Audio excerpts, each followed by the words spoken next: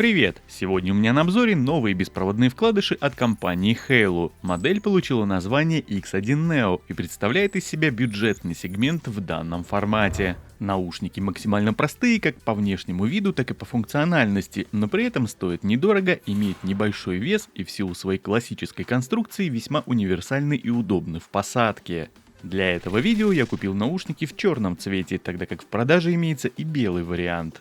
Зарядный кейс немного пузатый и при этом довольно компактный. Никаких кнопок активации и сброса как внутри, так и снаружи корпуса нет. Световая индикация загорается лишь в момент подключения зарядного провода. Крохотный диод расположен на внешней стороне. Таким образом, даже примерно узнать количество оставшегося заряда никак не получится. Разве что ждать, пока сам кейс сядет. Но в какой момент это произойдет, также неизвестно. В инструкции к наушникам сказано, что надо подключить зарядный кабель, и если аккумулятор севший, то диод будет мигать белым, а когда процесс завершится, то лампочка будет гореть постоянно. В общем, решение совершенно неудобное, особенно для повседневного использования. К слову сказать, емкость встроенного АКБ футляра составляет 310 мАч, а в каждый наушник поместили батарейку на 30. Один цикл полной зарядки наушников от кейса составит примерно 1,5 часа.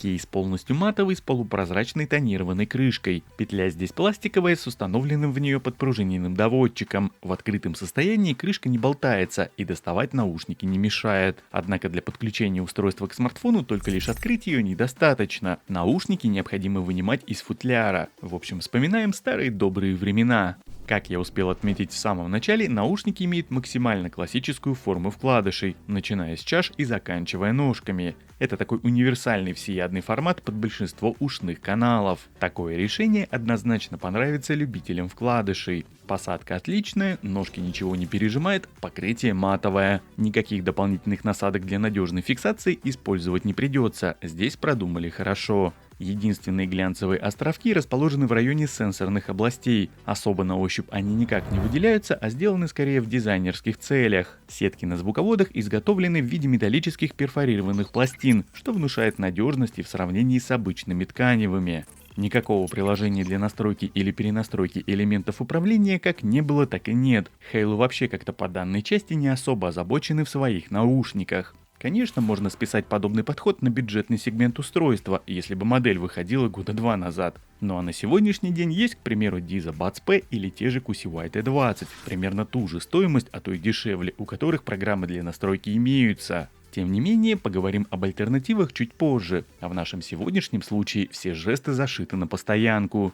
Одинарное касание на любом из наушников отвечает за плей-паузу. Двойной тап на правом переключает трек вперед, на левом в начало композиции либо назад. Тройное касание никак не задействовано, а по удержанию пальца на сенсоре можно переключаться между игровым и музыкальным режимами. Ну и на этом как бы все управление и заканчивается. Не густо, конечно, но и не совсем чтобы плохо. Однако вопрос к одинарному тапу все же имеется. Сенсоры срабатывают хорошо, оттого мисклики на плей-паузу имеют место быть. И к этому придется привыкать. Разумеется, ни о каких датчиках автопаузы здесь и речи быть не может. Ценник немного не тот. Но что же касается игрового режима, коему в промо-материалах было уделено отдельное внимание, то по результатам моих замеров на популярных шутерах PUBG Mobile и Call of Duty Mobile какого-то прорыва не произошло. Здесь у нас весьма стандартная картина по задержке в интервале от 120 до 200 миллисекунд. При этом YouTube и онлайн-кинотеатры выдают контент без слышимых отставаний.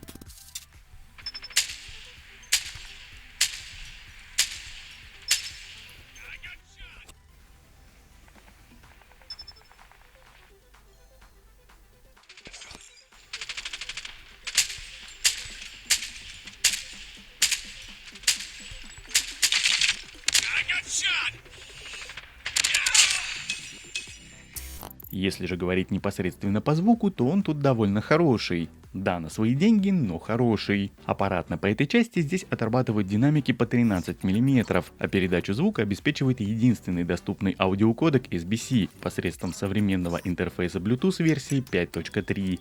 Наушники умеют выдавать низкие частоты и справляются с этим без хрипов и перегрузов даже на максимальной громкости. Середина никуда не провалена и хорошо различима на фоне всей частотной картины. Верха не задраны и обеспечивают четкую и яркую окраску. В общем, несмотря на наличие только SBC, знаю, многих этот кодек очень расстраивает. Звучат наушники весьма достойно. Хотя в сравнении с Deezer Buds P они проиграют как по низкочастотной составляющей, так и по уровню максимальной громкости, но последние так уж получилось очень громкие и басовитые, поэтому здесь уже придираться не буду. Halo X1 Neo имеет неплохой запас по громкости и многим его будет достаточно. Свой тест автономности я как всегда проводил на 100% уровне в потоковом сервисе, и мой результат составил 4 часа и 36 минут на одном заряде. Если же слушать музыку фоном в полуровня, то разумеется хватит их на дольше, тем более что вкладыши зачастую многие так и используют. Ну а как же здесь отрабатывают встроенные микрофоны, я предлагаю послушать прямо сейчас.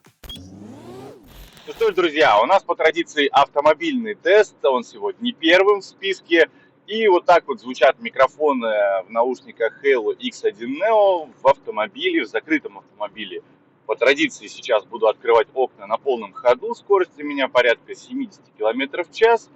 Ну и, собственно, вот как-то так отрабатывают микрофоны в этих наушниках в момент открытия окон, когда здесь появляется шум от дороги, от проезжающих мимо автомобилей, также залетает сюда, собственно, сквозняком ветер. Вот такой вот сценарий использования с довольно сильной нагрузкой. Слушаем, как отрабатывают эти микрофоны. Ну а вот еще один тест работы микрофонов в наушниках Halo X1 Neo. Вот таким образом они звучат на улице, рядом есть дорога, она тут двухъярусная, это вот проспект Мира. Внизу проезжают прямо рядышком со мной машины. Я нахожусь в такой новогодней инсталляции вот этих вот белых мишек. У нас здесь на райончике они стоят. Ну, примерно можно прикинуть, как отрабатывают микрофоны в этих наушниках. Я вот автомобильный тест послушал, который записал, и который вы уже тоже послушали. И могу констатировать тот факт, что микрофоны прекрасно справляются с той нагрузкой, которую я им предоставил. Таким образом, данные наушники прекрасно подойдут для гарнитуры, чтобы поговорить по телефону.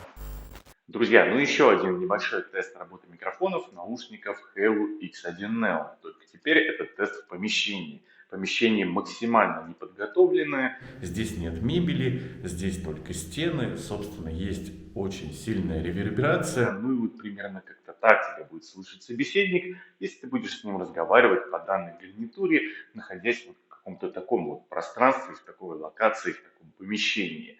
Наверное, в принципе, поговорить по этим наушникам можно. Я уже предыдущие тесты все послушал. Я уже сказал, что автомобильный тест наушники прошли хорошо. Уличный тест тоже неплохо все показало. Так что и в помещении, я думаю, будет, даже в таком помещении, будет все хорошо с этими микрофонами. Ну и подводя сегодня некий итог, я нахожусь на определенном распутье. С одной стороны, устройство вроде как бюджетное, сделано в целом хорошо, да и звучат наушники весьма недурно, и требовать от них многого было бы не совсем корректно. И вот если бы на сегодняшний день не было хороших аналогов, то я смело бы мог советовать их к покупке. С другой же стороны, есть Deezer Buds P, QCY T20, Oppo Enco Air2, это те, что из недавнего моего топа, и они, так уж вышло, будут лучше и функциональнее Halo X1 Neo, особенно учитывая стоимость последних. А вот при цене в районе 1000 российских рублей или плюс-минус 15 баксов, этот вариант с Halo выглядел бы куда привлекательней. По крайней мере, за такие деньги данные наушники можно купить, к примеру, даже своему ребенку. Форма у них небольшая, и думаю, в детские уши они сядут хорошо. В любом случае, всю информацию по данной модели я сегодня в обзоре озвучил. Надеюсь, было полезно. Спасибо, что посмотрели, лайк, подписка по желанию, и увидимся в следующих моих видео. Пока-пока.